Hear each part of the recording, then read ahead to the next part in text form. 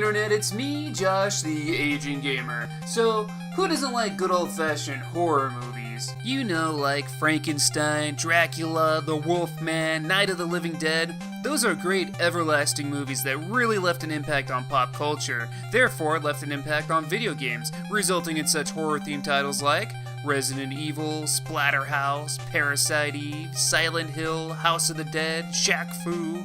So in a nonsensical celebration of horror, today I will be reviewing a true NES horror adventure classic. This is Konami's Castlevania.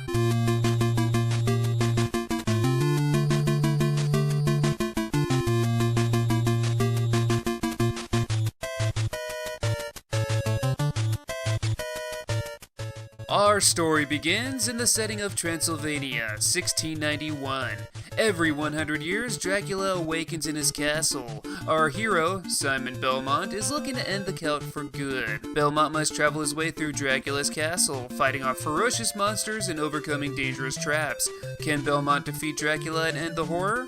Well, only if you can beat the game. So let's go ahead and get this underway. Let's start with the gameplay aspects of Castlevania. As you can see, Castlevania is an action side-scroller. Use the D-pad's left and right buttons to move Belmont around, and press down to crouch.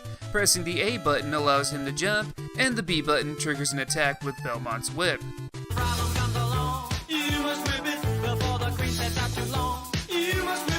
What's cool is that you start off with a regular leather whip, but by knocking over candles you'll find hidden items, including whip power-ups. You can level up your whip twice, upgrading it to a chain whip, and then again to a morning star, and each time you get an upgrade, the whip's reach increases as well as its damage. You can find these power-ups almost right away, but you can give yourself a good challenge by ignoring them completely. You also find secondary weapons throughout the game, weapons such as a boomerang, a time-stopping watch, throwing daggers, tossing axes, and fire bombs, aka holy water. Be cautious though, as there's a limit to how much you can use these secondary weapons. Each time you use them, you will use up hearts. Not to confuse hearts with the usual icon for health in video games, in Castlevania, hearts are essentially ammo for these secondary weapons. Use these weapons to take down the many monsters in Dracula's castle. Fighting all the monsters can be a bit tough. The trick is to learn enemy patterns and being patient. However, don't be too patient, each level is timed. Now let's talk a bit about the levels. There's 6 levels broken into 18 stages altogether. The first level has you entering the castle itself. You'll quickly be approached by zombies, which are pretty easy to kill. Of course, you'll also be attacked by the typical bats that are a staple enemy in almost every game. There's also black leopards that will lunge at you.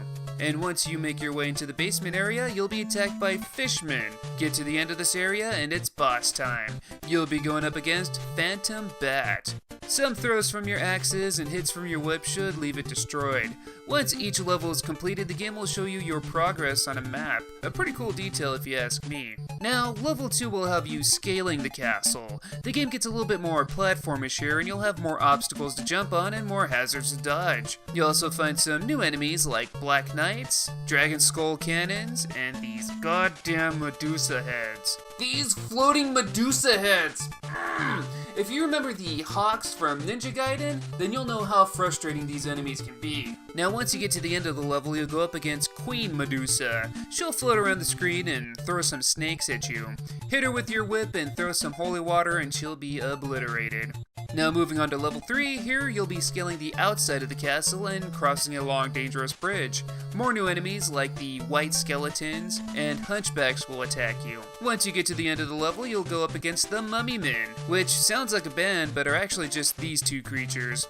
Watch out, they throw floating bandages at you? Once defeated, you'll fall into the Catacombs and start your way through level 4. This level is so treacherous, so stressful, so...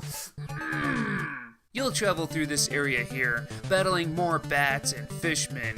Once you're out of the catacombs, you'll be bombarded by these eagles dropping hunchbacks all over the stage. It feels like forever until you get past all this. After getting attacked a few times by another new enemy, the Skell Dragon, you'll fight the boss of this level, Frankenstein and Igor. I don't want to be that guy, but shouldn't he be called Frankenstein's monster, not Frankenstein, since Victor Frankenstein was the scientist? And while we're at it, why does everyone call this character the Crow? His name is Eric Draven. You know who was called the Crow? The goddamn Crow. Anyway, this boss fight can be tricky. Igor will jump off of Frankenstein's back and hurl circles at you, while Frankenstein walks towards you, menacingly. Do your best to attack both enemies, and once the boss's health bar at the top of the screen is depleted, you are victorious. We continue making our way through Dracula's castle, passing through this torture chamber. And what a torture chamber indeed. This is likely the hardest stage in the game. There's lots of enemies, including a new one like the red skeletons, which will quickly revive themselves after being knocked down. And if you think those guys are tough, wait until you pass the torture chambers and meet another new enemy, Axeman. These guys are difficult to kill because they actually defend themselves. They'll also throw boomerang axes, so you have to watch out for those too. Oh, and did I mention you also have to fight off Medusa heads at the same time? If you pass all of this, it doesn't get any easier because the boss of the stage is none other than Death himself, the Grim Reaper. The best strategy to beat him? He'll float across the screen while multiple red sights appear and follow you. They do lots of damage too, so try your best to dodge everything. The boomerang might be your best weapon in this battle. Once Death is defeated, we move on to the next level. Now prepare yourself, this is the final stage. You'll immediately come across the boss from the first stage, Phantom Bat, but not just one, not two, but 5 of them. You'll then be attacked by more skeletons and hunchback dropping eagles. Once you get towards the end, you'll finally approach Dracula's domain. We find his casket open and he rises to attack. He'll teleport throughout the room and has a triple fireball attack. It's a bit tough, but you can just barely jump over them at the right moment, giving you a good shot to hit Dracula with your whip. Once his health bar is diminished, his head flies right off his shoulder. Whoa! Congrats, you beat shit, of course he has a second form. This ugly son of a bitch will now lunge at you while still throwing fireballs. Do your best to avoid his attacks and continue to hit him with your whip. Once he's hit enough times, he's finally defeated for good. We then get a shot of the castle collapsing, which I hope happened after we got out. The credits then roll. Simon Belmondo? What? The game restarts, and if you want, you can replay it again, but with tougher enemies. And that's the legendary Castlevania. Now let's talk a little bit more about this game. To me, Castlevania is to Konami as Ninja Gaiden is to Tecmo or Mega Man is to Capcom. A game known for being so full of life and unique characters, but also pretty damn challenging. Personally, I love old horror movies, so it was easy for me to fall in love with the theme of this game. The music throughout the entire game is some of the best and really sets a tone for some creepy Transylvania monster-bashing horror. And the visuals are surprisingly detailed for an old NES game. The gameplay is also pretty solid, though a bit tough from your usual run-and-jump platformer. Simon Belmont is kinda slow, making it difficult to actually run away from enemies you don't want to fight. It's also interesting having a game where your attack is a semi-long distance attack. Close encounters can get bad too, since his whip uses a couple of frames of animation before actually hitting the attack, so you really have to know the distance of your whip. And also, like Mega Man and Ninja Gaiden, knockback damage will frustrate the hell out of you.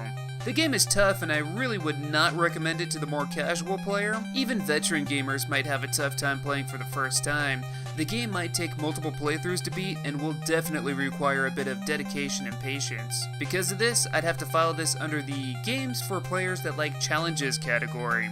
It's great, beautifully designed for its time, but it can also be a bit rage-inducing, so play at your own risk. But that's just my opinion. What do you guys think? Have any Castlevania memories you'd like to share? Let me know in the comments below. If you like this video, go ahead and give it a like, and if you haven't already, go ahead and subscribe. Like always, I thank you guys for watching, and until next time, I'll see you later.